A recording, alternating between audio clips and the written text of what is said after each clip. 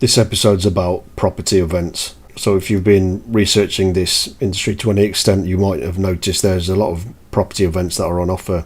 There's the PIN network, progressive property, other events, and they can be quite informative in some ways and maybe not so helpful in other ways. As a point of note, I built much of my property portfolio in the initial years without even knowing about property events or without even knowing about capital appreciation. I just knew that property was a good thing to invest in and went down that route. It was only after I think my 9th property, I was working in Canary Wharf, and then I happened to find on the internet there was an event in the hotel near my office, and it was offered by a property mentor. So that's the first time I went along to an event, and I did quite like it because the staff were very friendly. I met the mentor, he was extremely friendly, and quite a few of the ex-students spoke on stage. The speeches weren't great and they were broken in places, but what I did like about it is that they did not seem polished or pre-prepared. Obviously the mentor is getting his ex-students to speak in order to get new students in, but if you're learning on the mentorship, then this is obviously a good thing. I was very surprised at the time to be in a room with 40 to 50 people who had the same interest in me in terms of property. I did like the mentor and the team, so I signed up for the 3-day course. Because of this, my colleagues from work then came with me to the next event and they signed up as well. This can be good in a way because when you're in a community and you're on a similar page to other people, there's a lot of synergy there, so you can inspire each other to learn more and do more in property. I then signed up for the 1-year mentorship, and this was offered for quite a good price at the time, and since then I've done a few mentorships.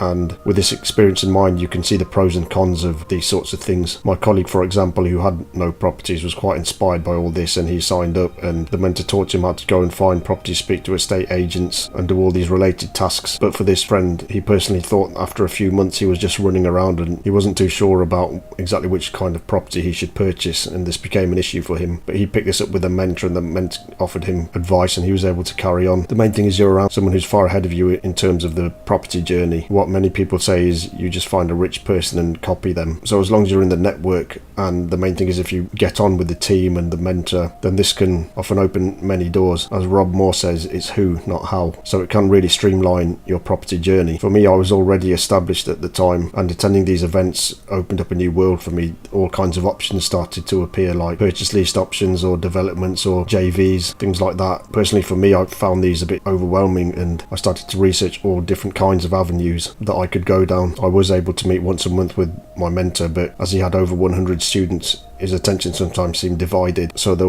monthly meeting became a sort of check-in point. I would go about my research during the month and then check in with him rather than be guided and told exactly what to do and how to do it. I don't think any kind of mentorship like this exists, because then everyone would be getting very rich very quickly and that market would soon disappear. The other things about these events are that many people are not yet established in property, so a lot of the people you network with may not have the experience to be able to guide you properly. But this may not all be bad, because then as long as you're going to events together, you're learning together, and some people you'll get on with very well and you can potentially team up and make a deal sourcing team, for example, or a joint venture. The whole thing is ultimately spearheaded by the mentor, and you can always learn and progress. For example, this was my first mentorship and it wasn't too expensive, and it consisted of a monthly mastermind, a monthly one-to-one with your mentor. He did things like deal clinics and other classes during the week. I didn't really attend many of those, but many people said that they overall weren't worth it. So events and mentorships and things like that, they do have pros and cons. It can open you up to a world of options, and even people with little money can find ways of making money in terms of deal sourcing or joint venturing, whereas one person has the knowledge, does the research, and then the other person puts the money in. For me, on this first mentorship, I found myself going down different avenues of research, but it was good to have the mentor to check in with. I subsequently bought properties in Coventry and he told me how to optimise them. This was around 2019 and I secured 2 properties, but I'd never previously tried to buy steel prefab properties, and that's where everything went wrong, because I couldn't get mortgages for them. I didn't check with my mentor before trying to buy them, because he may have told me that steel prefab properties are less than ideal, but he informed me about things like single story extensions and how much they would cost, how much I would get per room, because he knows the area, because he invested there himself, and explained that whatever money you spend, if you can make it back within 3 years, then this is a worthwhile venture. Having done a few mentorships, I have noticed that the mentorship is often based on the mentor's personality, which just goes to show there's no one way of making money. Some mentors prefer to communicate, others prefer technical work.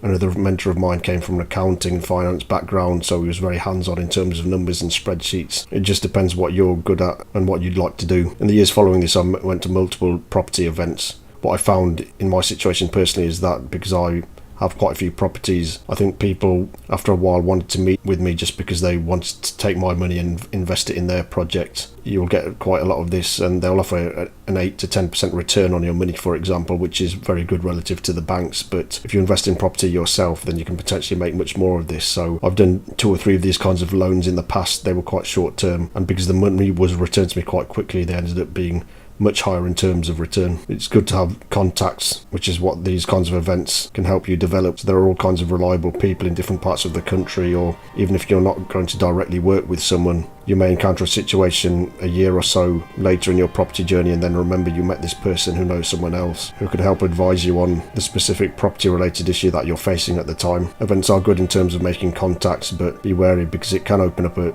world of options. Some people can focus on 1 or 2 options. I find I can do that if I'm left to my own devices, but earlier on in my property journey, when all these options became apparent, I was perhaps suffering from the analysis paralysis issue, where I was probably overthinking and over researching different options and possibilities, and in the end I would end up doing none of them. You can get great nuggets of information here and there. For example, I didn't previously know about the Rightmove sold price thing, wherein you sort of ignore what the property is being sold for, but you see the actual sold prices in the area from land registry, and then you find the true price of the property rather than being duped by an agent who's trying to sell you an overpriced property as they get commission from the seller. I would definitely give events a chance if you're interested. Go to a few.